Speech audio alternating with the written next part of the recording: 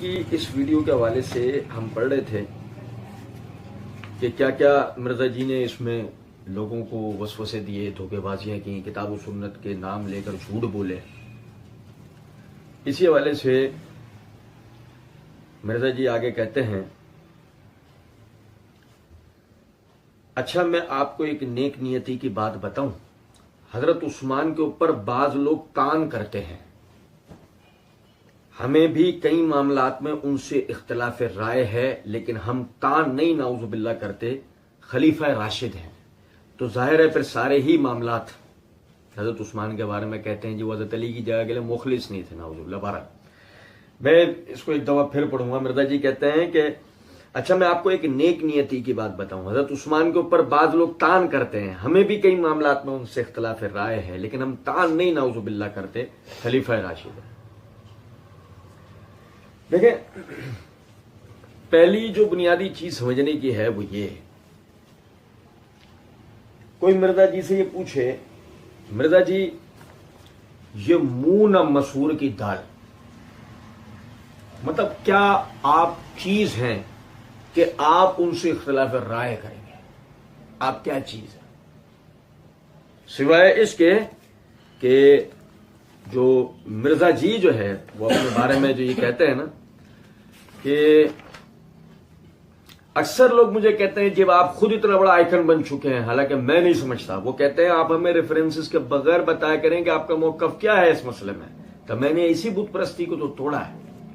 اب مرزا جی سے ہمیں کہیں گے مرزا جی اگر واقعی یہی خام خیالی آپ کے دماغ میں چل رہی ہے کہ آپ کوئی آئیکن ہیں، تو آپ کوئی آئیکن نہیں ہے، آپ صرف پوائزن ہیں، بس اس کے علاوہ کوئی چیز نہیں۔ اور وہ پوائزن ہے کہ اگر چوہے کو ڈالو تو وہ بھی نہیں مرے، آپ اتنے 2 نمبر پوائزن ہیں، پوائزن بھی کام کے نہیں ہیں۔ تو یہ جو آپ نے کہا جی ہمیں بھی ان سے اختلاف رہا ہے، لیکن وہ مرزا جی کا مخصوص انداز، ہم طعن نہیں کرتے۔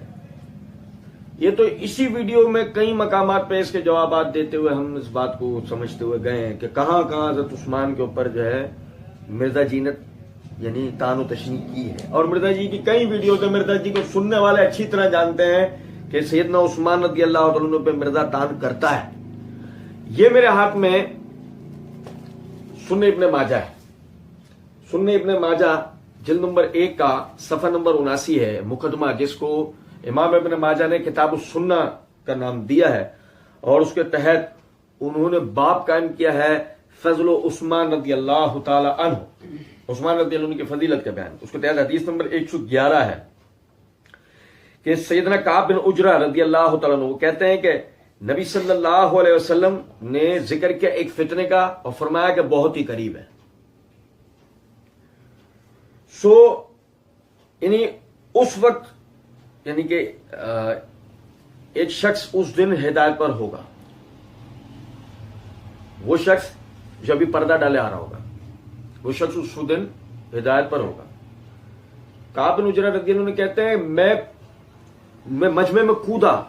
اور میں نے پردہ ڈال کے آنے والے کو پکڑ لیا، دیکھا تو وہ سیدنا عثمان رضی اللہ تعالیٰ عنہ تھے، تو میں نے نبی صلی اللہ علیہ وآلہ وسلم کی طرف منہ کیا اور کہا کہ آپ نے یہی فرمایا ہے، یعنی کہ سیدنا عثمان سے میں نے مخاطب ہو کے کہا کہ آپ صلی اللہ علیہ وسلم نے آپ کے لیے یہ فرمایا ہے۔ اب ذرا غور کیجئے گا اس بات کو کہ نبی صلی اللہ علیہ وسلم نے فرمایا کہ منہ پہ پردہ ڈالے جو شخص آ رہا ہے، منہ پہ کپڑا ڈالے، گرمی کی ایسے منہ پہ کپڑا ڈالے جو شخص آ رہا ہے، فتنے کا ایام میں وہ شخص ہدایت پر ہوگا، فتنے کا ایام میں وہ شخص ہدایت پر ہوگا۔ اور اسی طریقے سے یہ دیکھیے گا، یہ مسند احمد ہے، مسند احمد کی جلد نمبر 7 کا صفحہ نمبر 62 ہے، یہ حدیث عبداللہ بن حوالہ رضی اللہ تعالی عنہ، حدیث نمبر 17098۔ وہ کہتے ہیں کہ نبی صلی اللہ علیہ وسلم نے ارشاد فرمایا جو شخص 3 چیزوں سے نجات پا گیا وہ نجات پا جائے گا، میرے انتقال کے وقت پر یعنی میری انتقال کو لے کر، دجال کے فتنے سے، اور حق پر ثابت خلیفہ کے قتل سے، حق پر ثابت خلیفہ کے قتل سے۔ کیا مطلب ہے اس بات کا؟ آپ دیکھیں کہ نبی صلی اللہ علیہ وسلم نے عثمان رضی اللہ تعالیٰ عنہ کو یعنی کہ پہلے یہ بیان کر دیا کہ فتنے کے زمانے میں ہدایت پر کون ہوگا؟ عثمان. نبی صلی اللہ علیہ وسلم نے فرمایا نجات پائے گا وہ جو کہ حق پہ ہونے والے خلیفہ، جو خلیفہ حق پر ہے اس کی شہادت سے بچے گا، اس میں اس کا کوئی حصہ نہیں ہوگا. تمام محدثین کا، میں نے اسی لیے پہلے ابن ماجہ کی روایت پڑھی پھر مسند احمد کی روایت پڑھی، تمام محدثین کا اتفاق ہے اس بات کہ حق پر ہونے والے خلیفہ کے قتل سے بچے گا سے مراد عثمان رضی اللہ تعالیٰ عنہ، سب کا اس پہ اتفاق ہے. اور ذرا سمجھیں اس بات کو، مرزا جی کہتے ہیں کہ ہمیں بھی کئی معاملات میں ان سے اختلاف رائے ہے. اب کوئی مرزا جی سے پوچھا مرزا جی نبی صلی اللہ علیہ وسلم کی وہ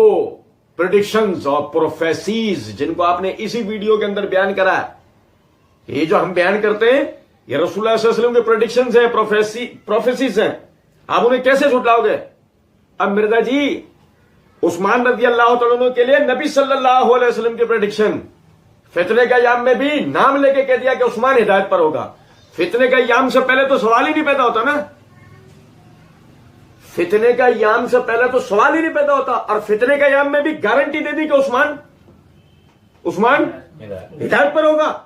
لطف کی بات یہ ہے کہ مرزا جی سے کوئی پوچھے مرزا جی آپ جب اختلاف رائے رکھتے ہیں فتنے کے زمانے سے پہلے رکھتے ہیں فتنے کے زمانے کے بعد؟ آپ جو عثمان رضی اللہ عنہ سے کہہ رہے ہیں چوچو کہ ہمیں بھی ان سے اختلاف رائے ہے،